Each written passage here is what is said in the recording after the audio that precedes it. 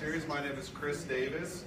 I'm the 2016 Tulsa Startup Series Demo Day winner, as well as the chair for the 2017 competition.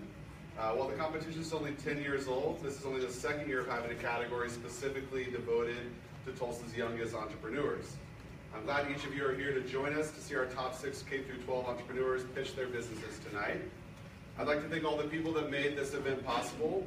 The Tulsa Startup Series, a program of the Lobeck-Taylor Family Foundation, is powered by the Riata Center for Entrepreneurship at OSU, Cox Business, and Cox Media. We also want to thank 36 Degrees North for the use of this great space. I'd like to invite now Chris Shipman, representing one of our wonderful competition sponsors, Cox Business, to join me on stage. All right.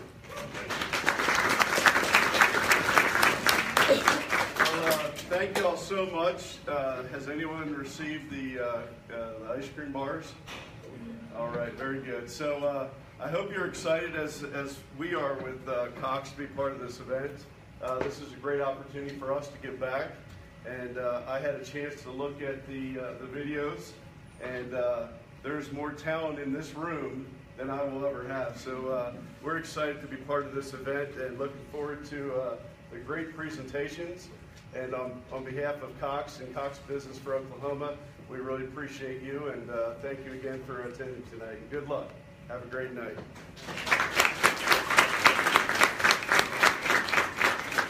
And now I'd like to invite onto the stage Sarah Teague, representing another one of our great sponsors, the Riata Center for Entrepreneurship, to the stage. Welcome, Sarah.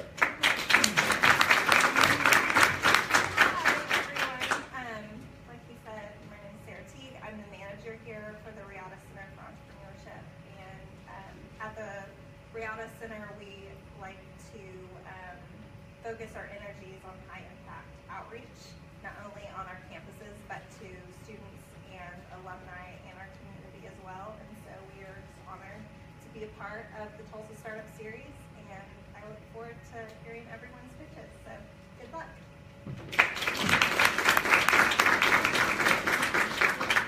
All right, thank you, Chris and Sarah. Tulsa's entrepreneurial community is lucky to have the support of both of your organizations. So let's get to it. I'd like to introduce our esteemed judges for the evening. First of all, Robbie Davis. Robbie is a lifelong Tulsan, graduate of Booker T. Washington High School, my brother and business partner. He received an undergraduate degree at John Brown University and his master's degree at Oklahoma State. For the past 11 years, Robbie has taught at Metro Christian Academy. He's coached multiple state champions and national tournament qualifiers in speech and debate. He's also the co-owner of our business, 2016 Tulsa Startup Series winner of the Pop House. Robbie and his wife Megan have 2 children, Caroline 4 and Maxwell 1. And in his free time, Robbie enjoys spending time with his family, visiting local restaurants, and of course obsessing over the Oklahoma City Thunder. Next we have Betty Casey. Betty is the editor of Tulsa Kids Magazine, an award-winning monthly parenting publication. She is the author and illustrator of 2 children's books, May Finds Her Way and That Is a Hat from Roadrunner Press, with another forthcoming in 2017. Betty and her husband Wes have 3 adult children and a 90-pound Labradoodle named Lucy. An avid runner, Betty has run almost every Tulsa run since the second one. Finally, we have Rick Corey. Sports fan Rick Corey began his career with KRMG in 1982 and has since done everything you could do at the station. Rick has covered top sporting events such as the Olympic Games, the World Series, numerous football bowl games, and championship tennis. He even spent a day with boxing great Muhammad Ali. Rick was the color analyst for Union football for 7 years and spent 3 years as the play-by-play voice. Rick and his wife Christine have 3 children, 30-year-old son Kelly and his wife Jill. Kelly and Jill are the parents of granddaughter Hayden. There are 2 daughters in the Corey house, 26-year-old daughter Lindsay and 14-year-old daughter Delaney Catalina.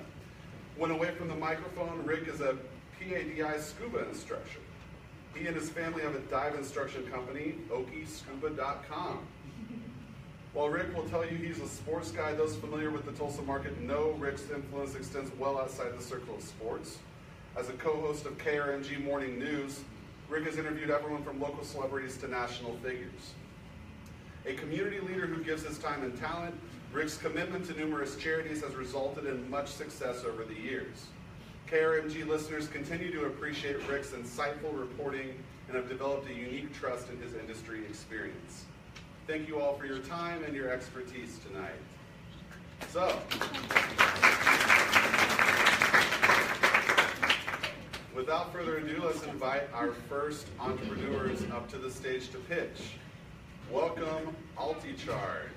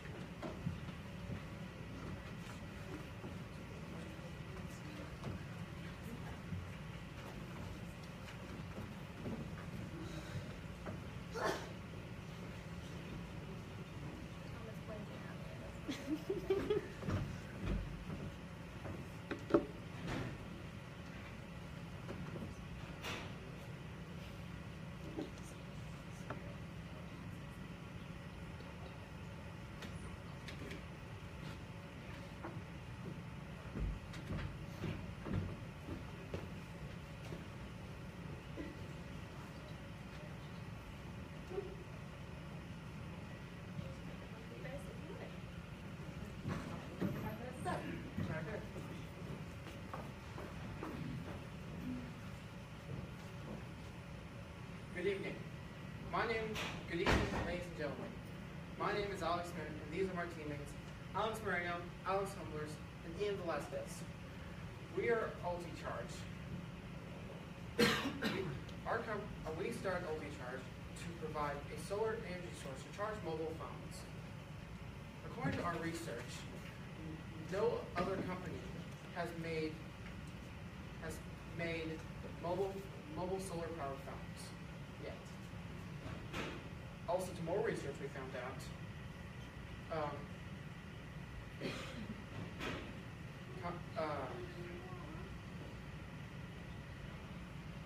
in remote populations in like Africa, their electrical grid is unreliable. So that's why we made solar powered phones.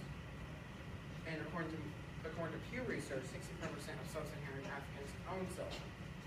In Ghana, in the last 15 years, mobile phone owners shot up to 83%.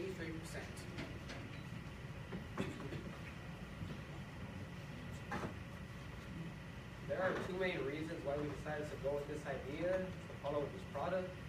One of them is lack of landlines. Only 2% of Africans have a landline phone in their homes, while 60% of Americans have a landline in their phone and in their house. Okay. There's Africans own more mobile phones and they have access to electricity. Another reason why we decided to go with this idea was the use for them. The use for like mobile banking, to communicate, to make business deals. Farmers use these phones to keep up to date to the market. This gives them an advantage in the market. So it keeps them up to date. So an organization called USAID works with farmers to keep them up to date with pricing so they can hold their harvest during the bounty. So they can hold their crops during the bounty harvest.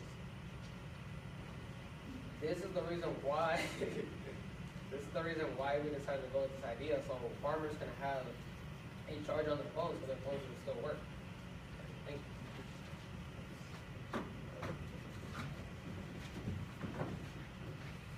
So, why create a solar-powered phone, and why Africa? There is a shifting focus on clean energy in Africa because of its natural location. The African Progress Panel wrote a report called Lights Power Action, describing ways of which it can help its 620 million population without electricity have electricity with solar power.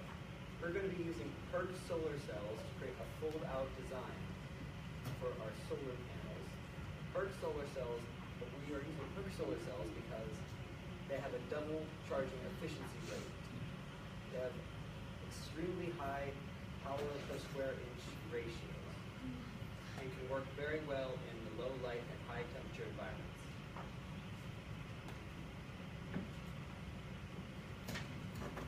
So as we said earlier, solar cell phones are not on the market yet, but companies like Japanese cell phone maker Kyocera Corp were making a charged smartphone, but with a translucent solar film on the screen. But it is still in development mode.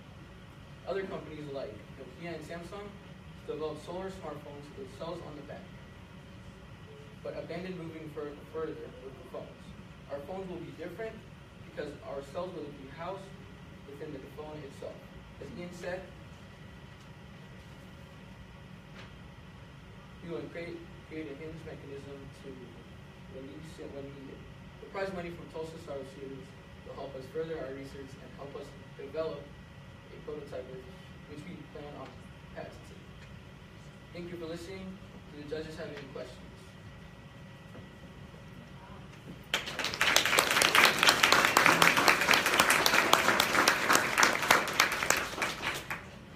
Are you making the initial contacts with any cell companies or phone providers? We have been in contact with Verizon for a little while. Our group's gone to Verizon to learn how phones work and such, and what are their power costs. Any other questions? I have two. Is this on? It is, yeah. You said, I'm having a little trouble hearing. You said you had been in contact with Verizon to find out about cost. Met by power efficiency costs. Okay.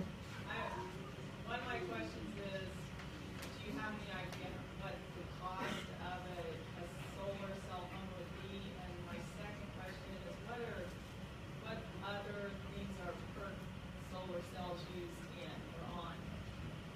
PERC solar cells are right now in experimental staging. We have seen what they can do as well.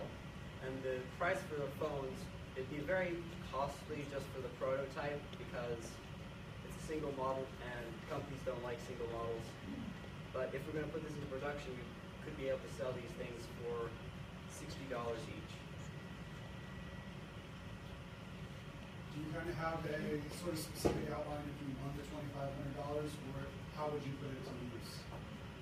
Our first thing that we would start to do is start seeing if we can get if we can afford to purchase these PERC cells in vast quantities for producing stage, as well as more research for producing a prototype.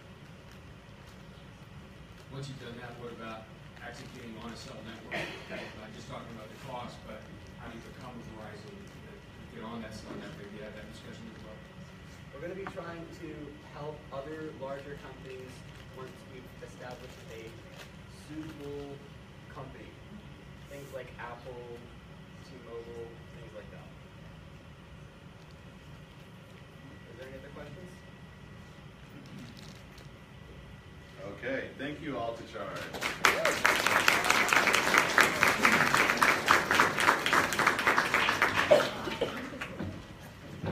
Next on stage presenting, we have Tabgad.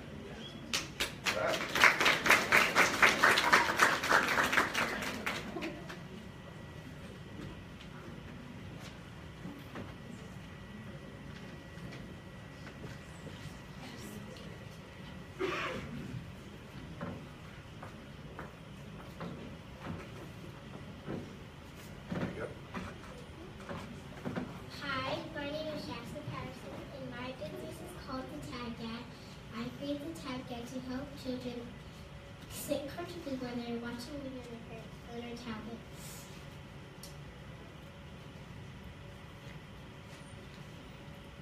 And it helps parents stay in control of how much screen time their kids have had.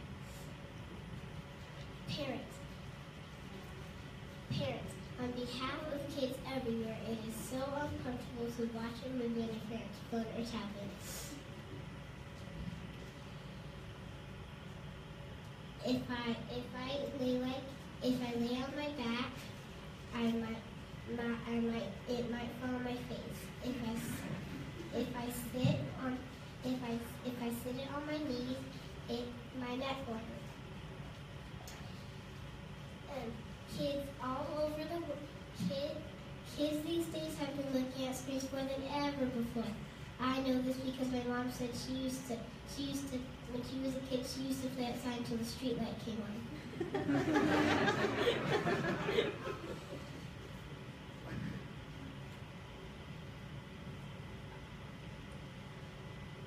Here's some facts. Here's some facts for you. Check it out. Too much screen time creates bad posture, childhood obesity, less family time, and bad sleeping habits.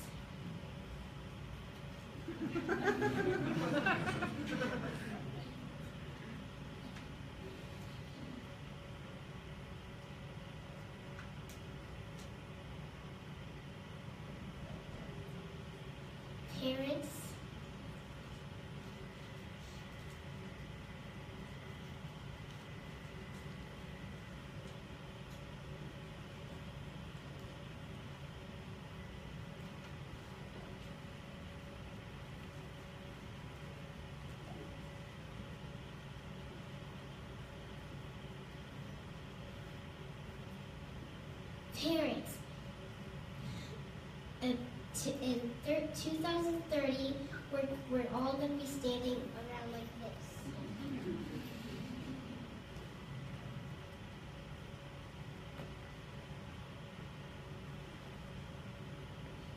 But the tab guide is a better way. The tab guide is easy.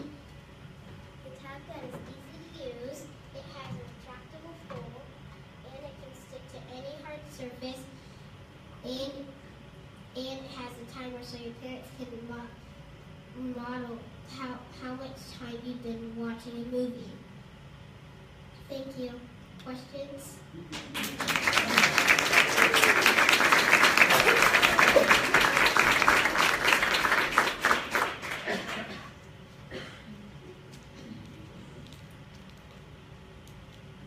First, I have to know how old are you?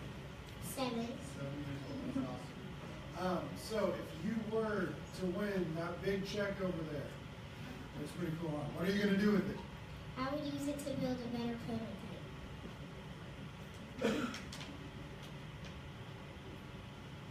When are you going to be the most useful for it? Is it when you're in the afternoons when you're home? Will it be when you're in the car? Where would it be the most useful? At home, I don't know if you can use it in the car, but I'll definitely find out.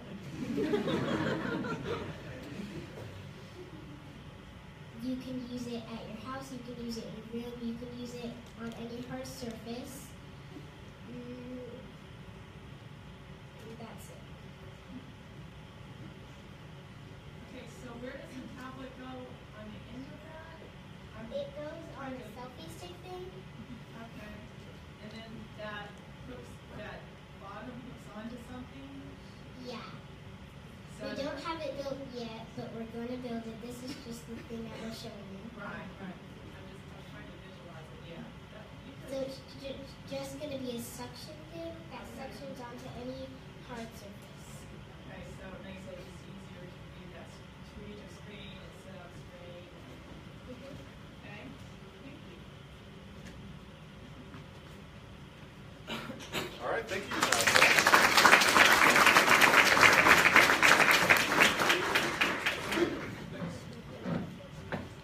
Okay, next we have the schoolyard coming to present.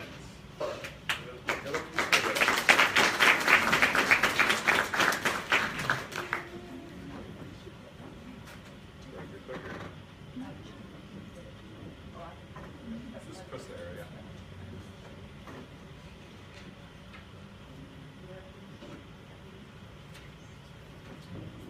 Hello, and good evening. My name is Caroline Whitney, and I'm a freshman at Booker T. Washington High School.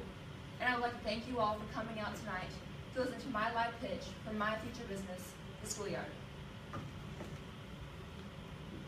First off, I would like to thank my parents, Ms. Charity Marcus, the Executive Director of the Entrepreneurship Development Institute that I'm involved with, and my teachers, Mr. Horton and Lieutenant Colonel Swissenberg, for recommending me for this program. Lastly, I would like to thank my former principal, Mr. Pete Bevan, who passed away unexpectedly last fall, for teaching me how to be a leader for over the past 4 years. To these people, I owe my deepest thanks and utmost gratitude. I am proud to be a Hornet. And as an active member at my high school, I am involved with Air Force JROTC, I work on service projects with P Club, and I play volleyball for my school, while maintaining a high GPA. I am very excited to have the opportunity to start my own business for 3 reasons. As a freshman at a public high school, I am very concerned for the future financial health of Oklahoma public education. Developing the schoolyard will help the Booker T. Washington Foundation within the budget cuts. 2, I wanted to create a business that helped kids and students, especially those who are less fortunate. And 3, I wanted to bring together under one application all the currently used technology methods used by Booker T, eliminating them and making it my app a more efficient place. The schoolyard will be a mobile app designed to host a peer-to-peer marketplace for all attending students to list, buy, or sell items, eliminating the anonymous aspect of the internet. The schoolyard will provide a new solution to assist the leadership community at Booker T to help them with an easier means with those students who are in dire economic need. The schoolyard will add future app development benefits such as a communication hub for students, teachers, and parents, as well as administrative functions and other functions. The main objective is to have all student communication, administrative needs, and other needs in one place. The schoolyard will also enable Booker T. Washington High School, Booker T. Washington Foundation to be an active shareholder in sharing the schoolyard's success. This is the Booker T. Washington Foundation in my school. There are 19 members of leadership and board of directors overseeing the foundation. In 2017, the Booker T. Washington Foundation provided $150,000 for 4 teaching positions that were cut that were left unfunded due to the drastic budget cuts in 2017. In 2018, Oklahoma schools faced a $50 million budget shortfall due to state of Oklahoma's more cuts. And the Booker T. Washington Foundation is short $40,000 of their $360,000 goal. The schoolyard, I think, can be a solution to this problem and will help the Booker T. Washington Foundation in future years. The schoolyard will have, I want the schoolyard to be an easy to access marketplace, all student communication running efficiently. I want the schoolyard to be the go-to app for my school, and I hope in the future that it goes from my school to district to community to out of my community and across the world.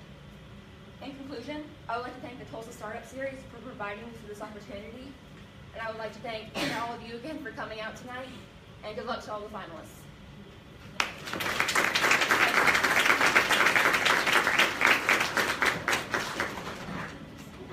Have you talked to any of the teachers or administrators or the BTW Foundation as kind of what their reception is of this idea and how they would maybe want to use it? I have talked to some teachers at my school. I invited them to come here tonight. Some of them couldn't make it due to commitments, but I talked to one lady. I shared my presentation. Her name is Miss Julie Watson, and she said she might be able to make it here tonight. I showed her my presentation, and she said she would try to come, and it had all my information, the slide, and what my business is about. Be a little more clear about how you plan to monetize it. I mean, you want to help make some money for the foundation, which is great. How are you going to make the money off the app? Okay, so I was thinking about, I want to make the app free so people will download it from my school. that I was hoping to make money off transactions, like the buying and selling of things. And I'd also probably have fundraisers for the app too, to help me build the app, and then I'd have transactions.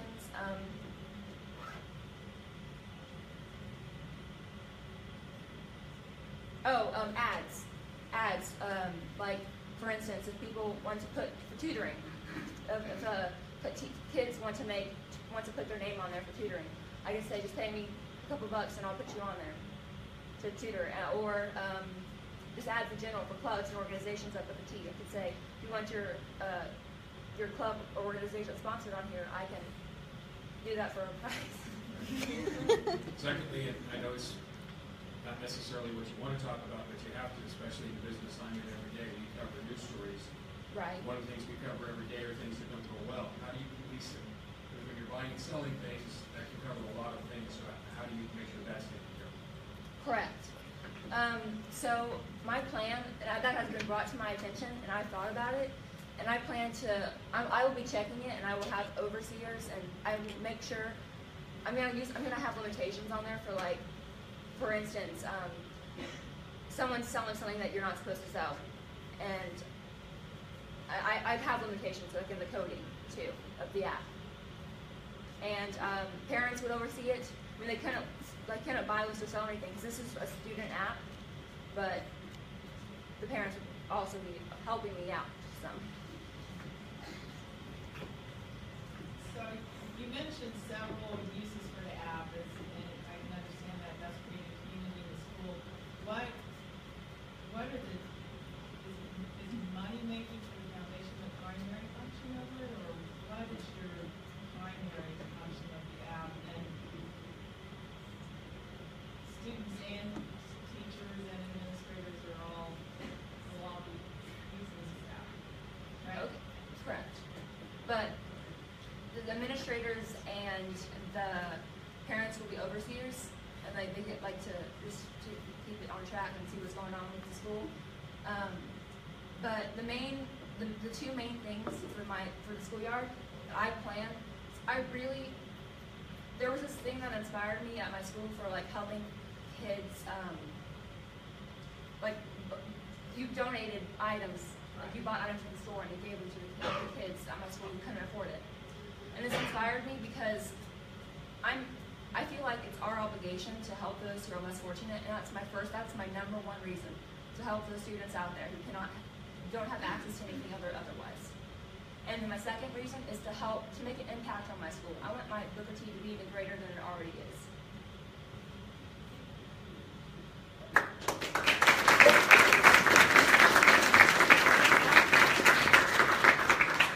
Okay, thank you, Schoolyard. Next up, we have Runner Tech. Welcome to the stage. A round of applause.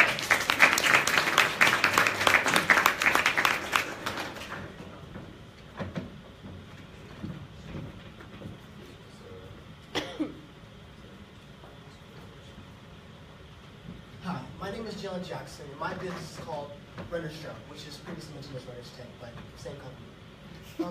How do you take an amazing runner like Usain Bolt and make him faster? How do you take an Olympic champion like Michael Phelps with 23 gold medals and make him swim faster? The only thing faster than humans is technology, and I plan to use Runner's Tech to take advantage of that. So you might ask, what is Runner's Drone? Essentially, Runner's Drone is an FTO. It's the acronym I made for Flying Track Opponent. So essentially, it would fly around the track with you, pacing you for whatever event you would choose. So let's say, for instance, I want to run a 5-minute mile. I set my drone down, open my application. I actually have a slide for that. I set my drone down, open my mobile app, select the event, which would be the mile, select the pace, which would be 5 minutes. Oh, whoops. Select the pace, which would be 5 minutes, and then I set it down, get my stance. It gives me a 3-second count, and it takes off.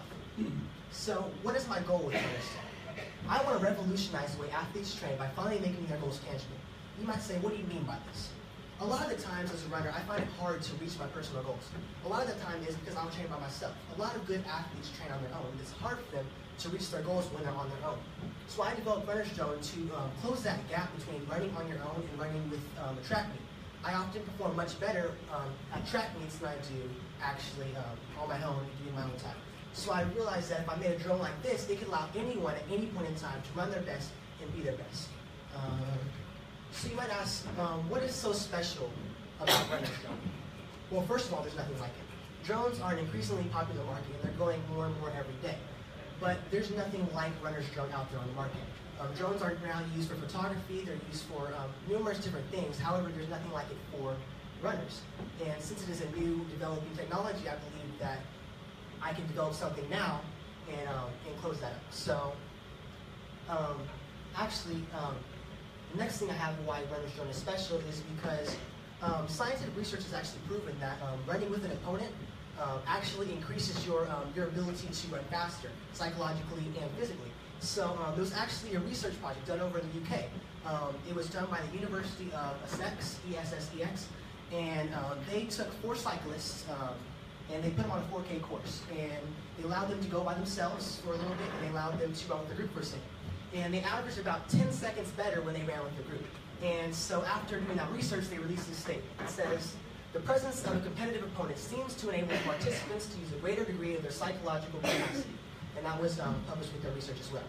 I have a good friend named Cheyenne Walden. Some of you may or may not know her. But she's a 4-time state champion, 4-time Gatorade Runner of the Year. And it'd take me the rest of 5 minutes to list all of her titles.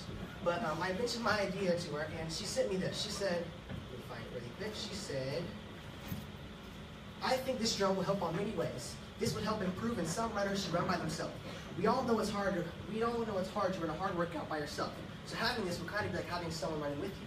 Not even just running fast, but this might help set personal records. This will be beneficial to the ones who are just now starting out and really have no clue what to do.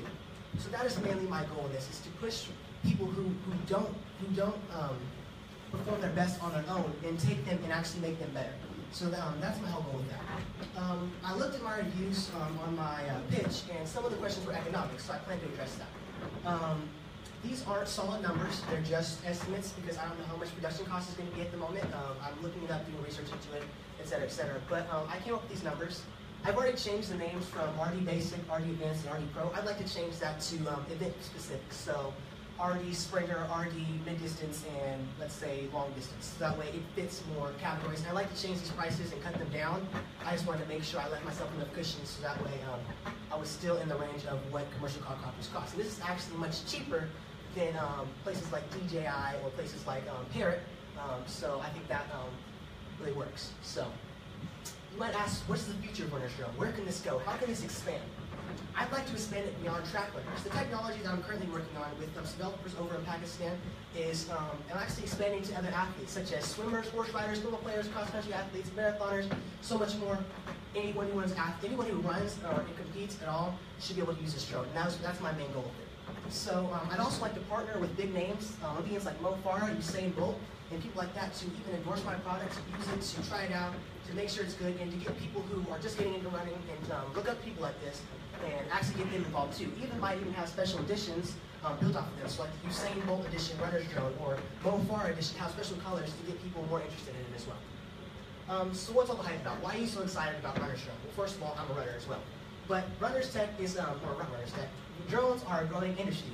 Probably one of the most popular and one of the most rapidly increasing industries right now is drones. So I did some research, and May 6, 2016, the drone industry is currently valued at about $2 billion. But by 2020, it's projected to be valued at $127 billion. So this is just the beginning of what drone capabilities can do.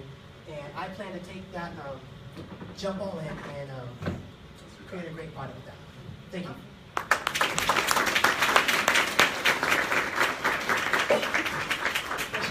So first, you're going to have to find a drone really fast so Bolt doesn't outrun it.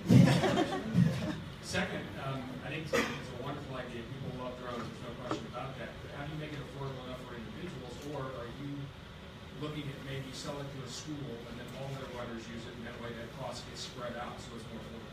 The thing with that is I like to use it, that's why I had different packages as well, is I like to take it and, like I said, I don't have all the systematics down. I just did the economics for you guys to give you a visual. But I'd like to have different versions. So if the school wants one, we can give them a bigger package with more drones, sell them at a discount, and give them that price. But if an individual is looking for one, I'd like to honestly cut them down to around $400, which is really, really cheap for drones nowadays, considering the fact most of them come out around $600 to $700. So I'd like to make it available for individuals and schools and Olympians and anyone else who wants to use it. So that's my plan with that. There is one other thing, again, it's just because of the business side. Yeah. We get into a situation where, you know, there are states that allow you to shoot drones down if they're near a house or a home or a property. And have you done research into that, where you can and can't fly, some of those rules? Yes, but my thought was that most runners would be using this on a track anyways, and so I would assume that if they're on the track and this was an accepted idea by them, that it would be allowed to be, it wouldn't be out flying around the neighborhood, I mean, for now, and so I can figure out the system behind that. But as of right now, it's just for track runners, and I don't assume it's not going to be flying high enough to cause any problems with the FFA or anything like that, so I believe it's fine as of now until we develop anything further. So.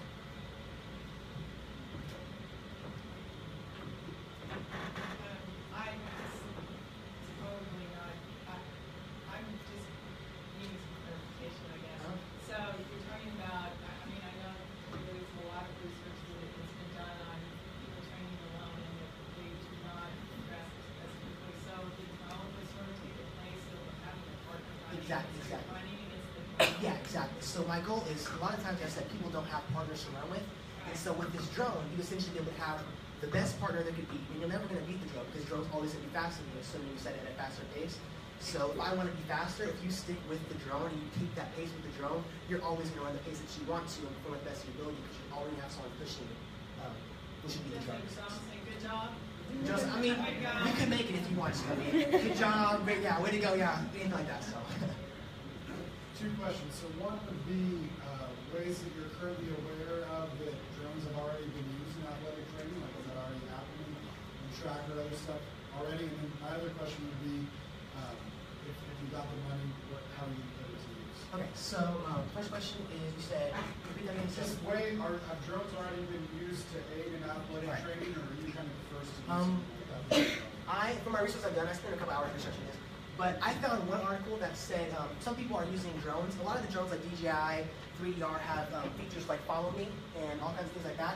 And so some people will use the drones to follow them, and they said it feels like someone's chasing you kind of, and so it pushes them to become better. But that, as of right now, that's the only research I found that supports that runners, drones have been used in athletics. I also did some research on Kickstarter as well, and some people are doing some projects where they want to analyze football players and reduce injury and stuff like that. But that is the only two projects I found in my 2 month research on drones and athletics.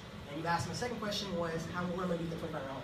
Well, if I get the $2,500, first thing I'm going to do is I'm going to develop a team. I like to build a team of engineers. I do a little bit of coding and software and stuff like that, but I need someone who knows how to code, and I need people like that, smart, engineers like that. So my first thing would be develop a team. I take that $2,500, and I actually have some developers in Pakistan waiting on the code, so I paid them to start developing some code for me as well. I 3D print my prototypes. I want to make my 3D printable. That way it cuts down the cost. I have people designing that for me as well right now as we speak. So I'd like that to be able to print, so I can buy that design from them and then be able to print it. And then I just want to build a prototype for that. So. One last thing. Yes, sir. I don't need a microphone. I talk already. Video capability. One of the biggest and most important things in sports right now is stride, and it always has been. It's studying stride from above, and football studying route structure from above. Would it have video capability? That's something I've not thought of actually, but considering that it is popular, like I said, I believe that would be a really good idea in the future. So for future models, like I said, I had 3 models listed on there, so some of them could come with tracking your pace capabilities, like saying your stride rate's a little slow, we need to speed up a little bit, or something like that. I believe that could be integrated in later as technology progresses and the company grows. So I believe that would be a really good feature to have in the future. Other questions? All right, Awesome. thank you, Ron.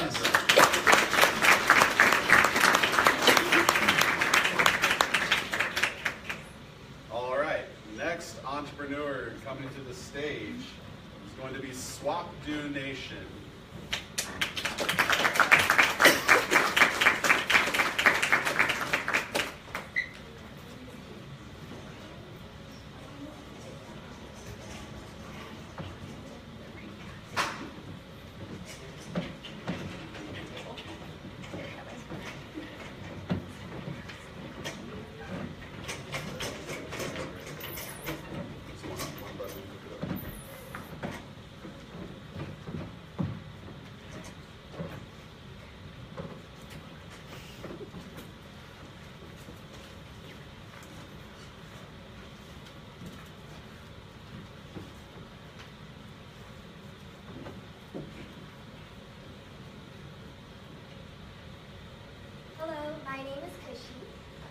Swetha. I'm Lakita. I'm Rita. And I'm Ashley. And we are Swap Team Nation. Do you have unwanted clothes, Shoes. or household items but don't have the time to drop them off or find a local charity? After serving our school and our community, we found this to be true. We found that people in our community have many unwanted and clothing items just piling up. When we asked our community, people said they would like to donate but don't want to spend hours searching for a charity in their area. This problem affects our school and community because those unwanted items can go back to help people in the community. For example, your too small jacket can be a perfect fit for someone in our community, thus helping out a local charity and a person in our community. Charity struggles to find donators. Charities don't relatively advertise on television, so many in our community are unsure where to make a donation. How are we going to solve this problem? We have created an app that will connect local charities with people in our community. Our app, Swap Donation, allows users to make posts on the app's dashboard to contact the charities for pickup and drop-off opportunity. All you need to do is log in, choose your charity, and post on the app's dashboard. Users can also search for charity in their area if they would like to drop off a donation. The app will also provide a phone number to the charity as well as a map of direction. It's an easy, no-hassle way to make a donation. We know there are hundreds of apps available for charity purposes, but our app is unique because there are currently no other apps like it on the market. Our app, Swap Donation, allows users to quickly and easily donate household and clothing items to a charity in their area. During our research, we noticed that there are many donation sites. However, most require the user to donate money, pay a fee for picking up the donation, or were not user-friendly. Our app takes the hassle out of locating a charity and allows the user to post on the app's dashboard and talk directly with their favorite charity. There are no fees and it takes the user less than 3 minutes to make a post, a quick, no-hassle way to give back to the community. Now we will show you a demonstration of our app. First, you open our app, Swap Donation, then click the Enter button. If the user is a first-time user, then they will click here. Users will then need to create an account with their first and last name, email address, zip code, and then make a username and password. If the users are returning users, then they'll click here. Users will only need to enter in their username and password. Once a user is logged in, they can select a local charity in their area. If they don't see the charity listed, they can click Other and search for a specific charity. Now it's time for the user to decide what they would like to donate. The user can choose from electronics, clothes, furniture, toys, household items, choose or designate a different item. The next screen allows the users to do one of the two things. They can post on the app's dashboard, and the charity they choose will contact them for easy pickup information. The user also has the option of just locating a charity in their area. After they click Locate a Charity, the app will provide a phone number and a map of the local charities in the user's area.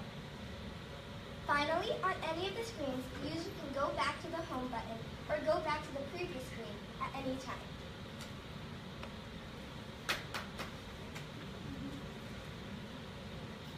So you might be wondering, have they done any research? Well, you bet. We spoke to the Salvation Army and Goodwill, and there are some local laws related to health that can affect what can be donated. It's hard to say no thank you to a donator. However, some items can't be accepted for being non-recyclable or containing hazardous materials. Some materials include weapons, mattresses, beds, chemicals, and large appliances. When users sign up, they'll see a list of items that are not acceptable. Finally, what about those partnerships? In order to start a business, we need partners. After speaking with representatives from Goodwill and the Salvation Army, we are confident that we can count on them to be our partners. We still have some logistics to work out, like who will monitor the app and who will communicate with the community. but they were very excited to try it out and help us get started. And with the money from the Tulsa Startup Series, we can finish coding our app and work with more charities in the area. Talk about a partnership. Easy as 1, 2, Slap your nation! Does anybody have any questions?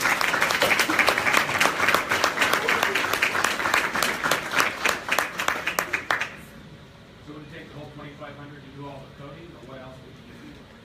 We want to use it to maybe hire some professionals to help us with the more complicated and intense coding that we quite not get to yet. So how do you kind of perceive or the ability to turn this into a business that's profitable? What does that kind of look like?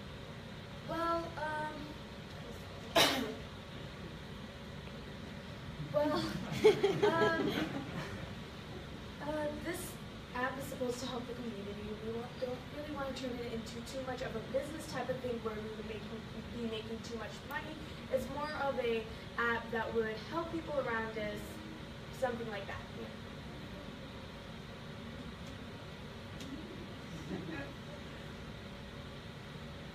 Awesome. So would this look like you all, as the owners of the app, recruiting all of the different companies that people can give donations to, or those to people? Let's say I'm a company, do I come to you, or are you coming to me? And then with the donations, if I'm going to donate something, do I have to take it to the Salvation Army or Goodwill, or is someone going to come by and pick it up for me? Well, the purpose of our dashboard is to you can contact with the representative who is there monitoring the thing. So you can work out, okay, I don't have time to drop it off. Can you come pick it up? And you can work that out. Or you can work out, okay, I'm going to drop it off and stuff like that.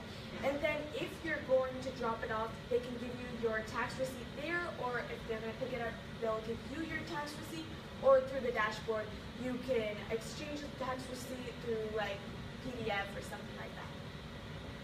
If you guys are in school in one place and that's one area of town, do you intend to do it all over town, or work with other school groups to try to expand? We slowly want to expand it. I mean, we'll start in a smaller area and then we'll keep on expanding until it's nationwide, then worldwide.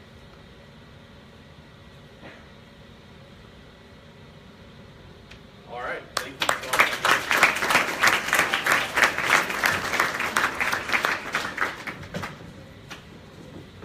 All right, we've got one more entrepreneur left to present.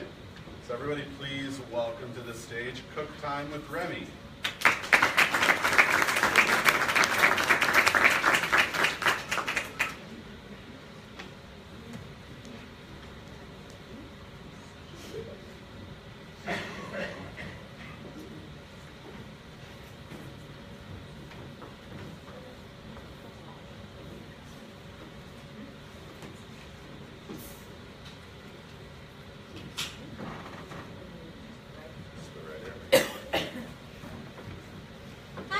My name is Remy Smith. I'm 17 years old, and I am the CEO and co-founder of Cook Time with Remy, which is a health-based company aimed for ending the childhood obesity epidemic in America.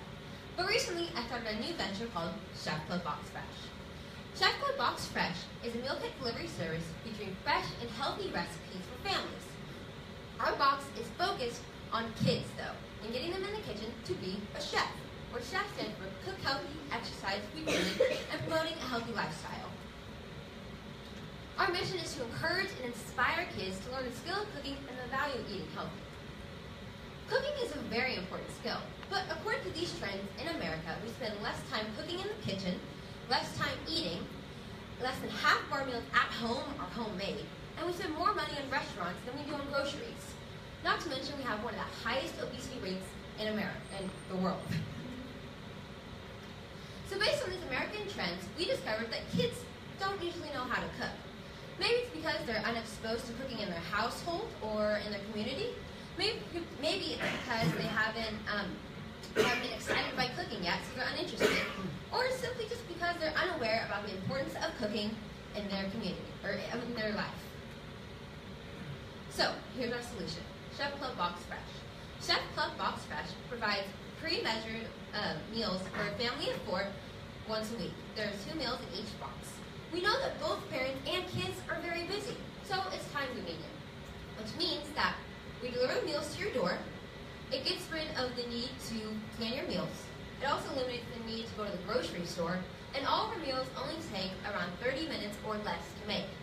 Of course, our aim is having healthy and everyday well-balanced recipes because we know how important it is that kids get all the nutrients they need. Our motto is that we deliver the food, but you become the chefs. See, there are many other boxes out there, and they all promise convenience and good food. However, we have this and so much more. Our focus is on the new generation, kids, because we believe it's important that they learn these skills of cooking and eating healthy at this young age and start their path to a more wholesome life. Also, the box empowers kids, and it increases their confidence of their skills in the kitchen, and also gives them more control of their diet. We're trying to keep all of our ingredients all natural and locally sourced to ensure the freshest quality possible. And of course, it's a box for kids, so it has to be fun. And we're doing this in both interesting and practical ways. So we'll have fun food facts and food history, as well as cooking techniques and kitchen safety tips. Also, there will be video tutorials of myself cooking the recipe step by step, so it's a more interactive experience. And then will be our table talk. So here's an example recipe card that I've created. So you see there are the table talk at the top. And table talk is basically just fun food facts and food history, like I mentioned, but a lot of our recipes are international cuisine. So we'll have fun food facts about the country where the food came from as well. And then it's a club. So we're creating a community of cook stars, really. We're trying, it's a community of people who support and encourage each other so they can help all live better lives. So we're competitive in all of those aspects, but in the money-wise as well. So our competitors usually range from $9 to $14 a meal, along with shipping. Ours only costs $8.12. This allows for a 40 to 45% profit margin, and the majority of our box contents are locally sourced, which means that we're promoting local business. This is a huge market, but it's a relatively new industry just starting in 2012. Last year, the market was $1.5 billion and expected to grow to $5 billion in the next 5 years. So we actually became a beta box business back in October, and we actually interviewed with a different product in mind. However, talking with them, we realized we needed to take a whole new direction, and seeing that this one fit our vision more because it aligns with my mission to use the skill of cooking to improve nutrition for kids. And then, so in the past few months, we've had product conception and product development. Now we're finalizing our marketing plan, and in the next 2 months, we plan on beta testing at farmers markets and then all over Tulsa. And so by July, we'll have our proof of concept completed. After that, we plan on seeking investors in hopes to scale the business. The success of this business is not only beneficial for kids and families, but also to the Tulsa job market because we'll be providing jobs in executive, technical, and even just entry-level positions needed.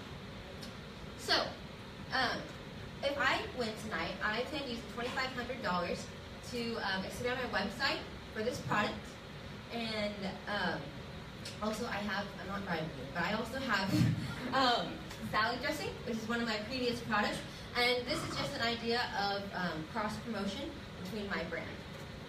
So, just remember that you can be a chef with Chef Club Box Fresh. And also, just like our example, so this would be the bag that the customer would get. It's a reusable bag, and so what we do is we charge a $5 fee initially, and then after that, we would not charge it at all. And so they leave the bag out each week, and then we'd come take that one and then put a new one for them. And then this is the box we would have for the farmer's market. So welcome. Any questions? Have you talked to, this would have, the concept would have to be very local and very immediate. Have you talked to the local producers on how that would work? And also, I would be a little uncertain about, so this would be back on my porch. I'd be a little uncertain about that. So So, well, first for the media one, I actually do have some connections with some media stations around Tulsa because I've had other businesses as well, so I've been able to work with them, and they're willing to work with me. And then as far as the leaving it on the porch, so that's why this bag is actually insulated, and then especially for our meats, we're putting it in another insulated package with a cooling pack inside, so all your ingredients are to remain fresh. I mean, local producers as in... Oh, like farmers? Okay, sorry. Bring it, please. So we were actually already partnered with 2 local farmers, and we just started working on a platform called Grody, which connects chefs to local farmers, so we have access to all those producers. Speak of media, since I work there, what about marketing? As you mentioned, there are a lot of boxes, and now every radio station I know of has a guy on the air, including one of ours, promoting one of those, and actually doing endorsements for one of those. How do you get that part started as an every year? Yeah. So right now in this first stage, we plan on just doing pay-per-click ads and Facebook ads as our main online tool. And then locally, we're going to do more of grassroots marketing by talking to people and using our connections with media stations. So you said with this, you're the only kid-focused one? Is that correct? Oh, kid-focused on cooking. Yeah. We see one of the card you showed with like the restaurants. I'll give you a look at it. So these are actually, we already have 12 restaurants.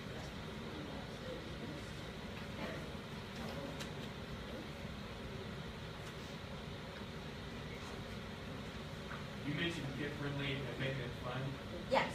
One of the things that always amazes me is how simple people's taste buds are. That's why Cracker Barrel is remarkably successful. It's not good food, it's fast food. So how do you make it kid-friendly, yet make it so that they don't look at it and go, well, I've never tried that before, but that's going to be a unique challenge. Yes. So what I've discovered is that usually kids are more adventurous than I originally thought when I first started. And so I think it's really just bringing the fun aspect of you can make mistakes in the kitchen, you can add this and add that. And the kitchen is really just about more of like a science experiment is how I describe it. Is you can still mess up a little bit and it still works. So I really push the fun factor of it. I have one more question. You said we a lot. Are you doing this on your own, or do you kind of have a team that's a part of you, or what does your the company look like? Okay, so I am this is a family-based company, and I mainly do all of the recipe creating, and I will also be heading of marketing, and then my mom right there, she also helps with a lot of our financial aspects, and then my sister too, she's right beside her. She always likes to get credit. She helps me with basically a lot of like our marketing materials and our recipes and making it look really good. One last thing that only comes to my mind because it's recently affected my family. What about certain allergies? Because you have allergen-free, lactose and the problems like that would be available. So for our first beta testing, we want to try to keep it as broad as possible. So at this stage, no. But in the future, hopefully once we get investors, we would. Thank you.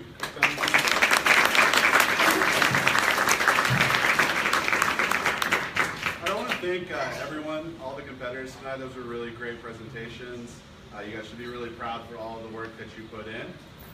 We're going to take a little bit of a break. The judges are going to talk, tally up the scores, and so you can just hang out, and then we'll announce the winner here in just a little bit. There's still some sodas over there. There might be some popsicles left. So just hang out for a little bit, and we'll reconvene in another minute.